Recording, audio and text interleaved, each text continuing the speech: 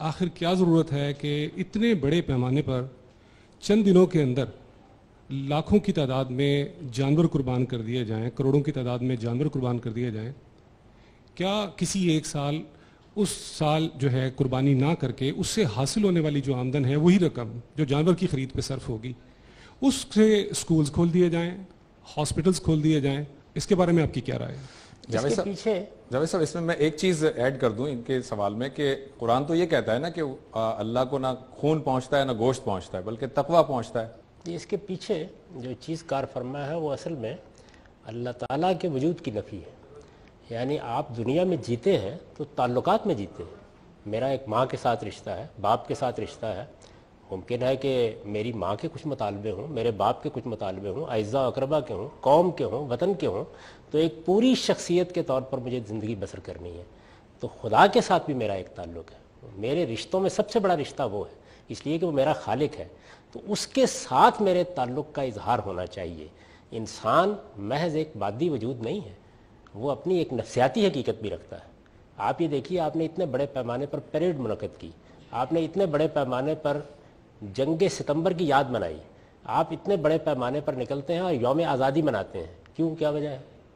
اس میں بھی اربوں روپیہ خرچ ہوتا ہے لیکن کسی کو یاد نہیں آتا. وجہ کیا ہے؟ وجہ یہ ہے کہ وطن آپ کو نظر آتا ہے، قوم آپ کو نظر آتی ہے، آزادی آپ کے لیے ایک مشہود حقیقت ہے. خدا کے ساتھ تعلق یہ وہ حقیقت نہیں رہا ہوا. تو جب آپ اللہ تعالیٰ کے ساتھ اپنے تعلق کو مضبوط اور مستحکم کرنا چاہتے ہیں، اور ذرا فلسفے پر نگاہ کیجئے. یعنی فلسفہ کیا ہے کہ آپ پروردگار، یہ کائنات تو نے بنائی ہے، اس کے ایک کشمکش پیدا ہوئی ہے میرے درمیان اور شیاطین کے درمیان، میں اس میں جنگ کے لیے اپنے آپ کو پیش کر رہا ہوں. تو یہ بہت بڑی علامت بن جاتی ہے. یعنی چونکہ ہم اس کی حقیقت سے واقف نہیں ہیں، خدا کے ساتھ تعلق اور اس کی معرفت کا شعور نہیں رکھتے، تو اس وجہ سے اس طرح کی بات کرتے ہیں. ہماری پوری زندگی کو متوازن ہونا چاہیے. یعنی وہ اللہ تعالیٰ کے ساتھ اپنے تعلق میں بھی نمایاں ہو، وہ ماں باپ کے ساتھ اپنے تعلق میں بھی نمایاں ہو، وہ قوم اور وطن کے ساتھ بھی اپنے تعلق میں نمایاں ہو. اور میں آپ سے یہ بھی عرض کر دوں کہ آپ اگر اس پر پابندی لگا دیں تو اس کا نتیجہ یہ نہیں نکلے گا کہ وہ روپیہ کہیں اور چلا جائے گا. یعنی انسان، پورے انسان کا ظہور ہوتا ہے. میں ماں کے لیے کچھ کرتا ہوں، بیوی کے لیے کچھ کرتا ہوں، باپ کے لیے کچھ کرتا ہوں، وہاں آپ یہ سوال نہیں اٹھاتے. میں ملک اور قوم کے لیے بہت کچھ کرتا ہوں، وہاں بھی آپ یہ سوال نہیں اٹھاتے. بہت جشن منائے جاتے ہیں، بہت بڑے پیمانے کے اوپر تقریبات ہوتی ہیں، آپ کہتے ہیں اس سے جذبہ پیدا ہو رہا ہے، اس سے قوم کے ساتھ محبت عروج کو پہنچ رہی ہے. یہاں کچھ نہیں پیدا ہو رہا. یا خدا کے ساتھ ایک تعلق ہے، اس کا اظہار ہو رہا ہے. اس تعلق کی ایک علامت ہے جو آپ نے گویا اپنی جان کے فدیے کے طور پر ادا کر دی ہے.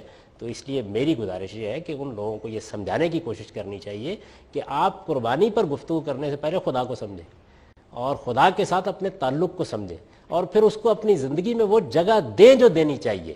یعنی سب سے بڑی جگہ اس کی ہونی چاہیے. تو پھر آپ کو یہ چیز نظر نہیں آئے گی. لوگوں کو انفاق کے لیے بلانا ہے، اسکول قائم کرنے ہیں، مدرسے قائم کرنے ہیں. آپ اطمینان رکھیے، لوگوں کے پاس بہت کچھ موجود ہے، اور اگر ان کے اندر صحیح جذبہ پیدا ہوگا تو وہ یہاں بھی خرچ کرنے کے لیے تیار ہوں گے. لیکن جس جذبے کی یہاں آپ یاری مقصود ہے وہ معمولی چیز نہیں ہے. تو باقی ہر جگہ جب آپ جذبات کی تطہیر کر رہے ہوتے ہیں یا اس کا اظہار کر رہے ہوتے ہیں اور اس پر اربوں روپے خرچ کر رہے ہوتے ہیں، میں یہاں بحثیں پڑھتا ہوں کہ یہ لوگوں کے اندر ایک تفریح کا بڑا شدید داعیہ ہے. اس کی تسکین کے لیے آپ کو پتنگ بازی کے تہوار کو منانا چاہیے، اس میں روپیہ نہیں خرچ ہوگا، کاغذ پر خرچ نہیں ہوگا، اس میں جاوید صاحب اس پر بانس کی تیلیوں پر خرچ نہیں ہوگا. یعنی وہ سب ہو رہا ہوتا ہے. لیکن آپ یہ دیکھیے کہ اصل چیز کیا ہے. اصل چیز یہ ہے کہ آپ اصل میں خدا کے تعلق کو ایک زندہ تعلق کے طور پر محسوس نہیں کرتے. چنانچہ کیلکولیٹر بیٹ لے کے بیٹھ جاتے ہیں کہ اچھا نماز میں وقت کتنا صرف ہوا، روزے میں طاقت کتنی خرچ ہوئی. تو اپنے تعلق کو پہلے اس جگہ بھی محسوس کریں. یعنی آپ کے تعلقات کے جو دائرے ہیں وہ صرف ماں باپ، اعزاء اقربا، قوم، وطن یہی نہیں ہے. سب سے بڑا جو تعلق ہے وہ اس کائنات کے پروردگار کے ساتھ ہے جس نے آپ کو تخلیق کیا.